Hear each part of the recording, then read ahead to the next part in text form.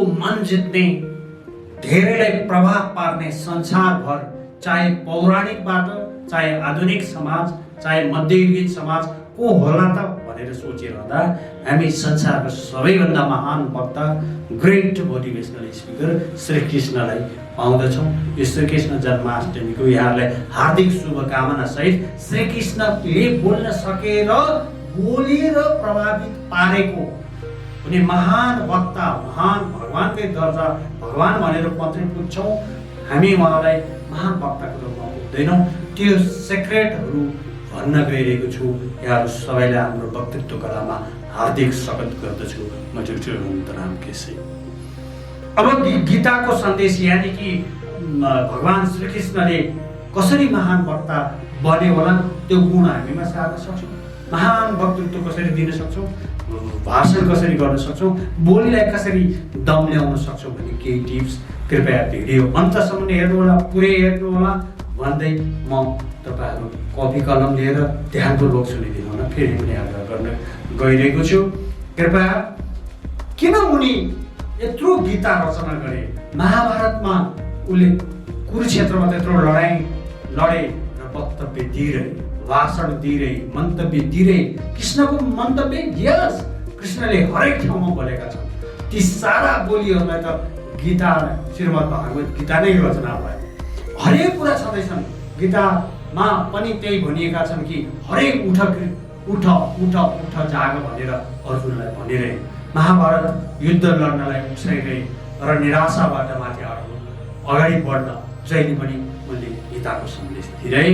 त्यो गीताको सन्देश अध्याय 2 41 श्लोकमा हामी भाषण, मन्तव्य, हाम्रो वक्तृत्व कलालाई राम्रो बनाउने सूत्र, एकदमै महत्त्वपूर्ण सूत्र भन्न गइरहेको छु।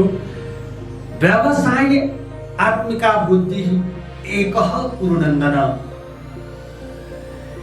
बहुशाखा हि अनन्तस्य बुद्धयो अव्यवसायिनः। यसको अर्थ बुझ्नु होला कृपया। हामी भाषणका लागि, मन्तव्यका लागि, उद्घोषणको लागि, सार्वजनिक संवादका लागि, धेरै मान्छेको बीचमा बोलेर धारा प्रवाह प्रस्तुति गर्नका लागि ईश्वरले कसरी काम गर्दछ, यो टिपबाट हामीले के बुझ्दछौँ त्यो आज अहिलेसम्म नभनेको वक्तृत्व कलाको लागि म भन्न गइरहेको छु कि व्यावसायिक आत्मिका बुद्धि, हाम्रो व्यवसाय बोल्ने कला, बोल्नुपर्ने भएर त हामी भाषण सिकिरहेका छौँ। प्रशिक्षण हुन्छ र यहाँबाट युट्युबबाट के पाउने त भन्दा हाम्रो व्यवसाय त्यही होस् र आत्मा पनि त्यसैमा लगाऊ, बुद्धि पनि त्यसैमा लगाऊ।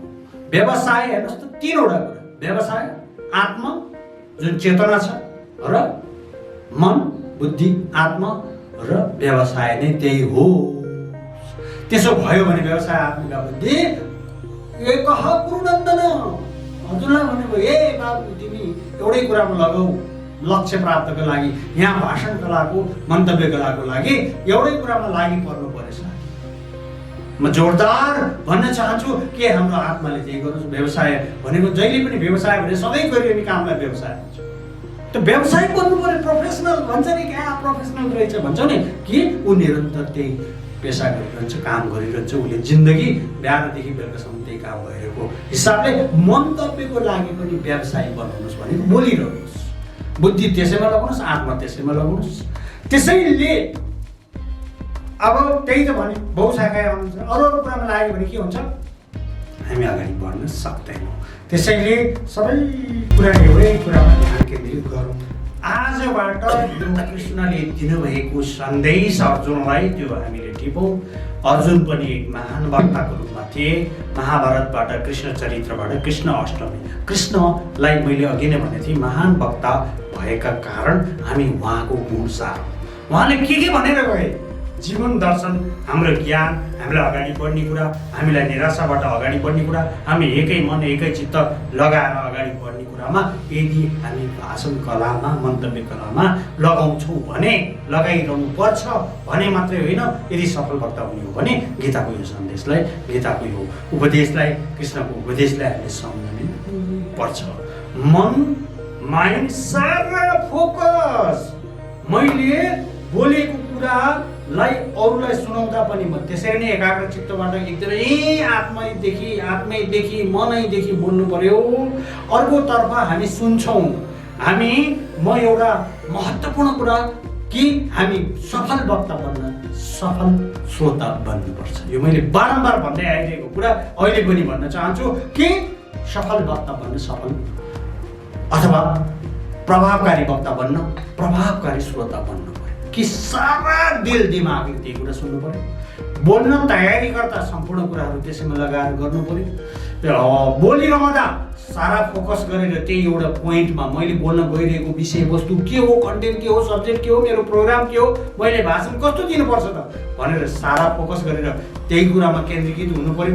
हामी सारा एउटा काम गर्न खोज्छौँ, 10 वटा कुरा सम्झन्छौँ, 10 वटा काम गर्छौँ, सबै कुरामा भुलिन्छौँ।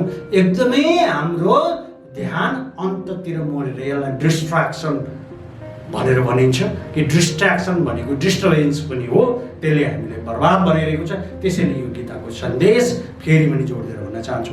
अब यस्तै ध्यान साधनाद्वारा सशक्त वक्ता बनाउने र आध्यात्मिक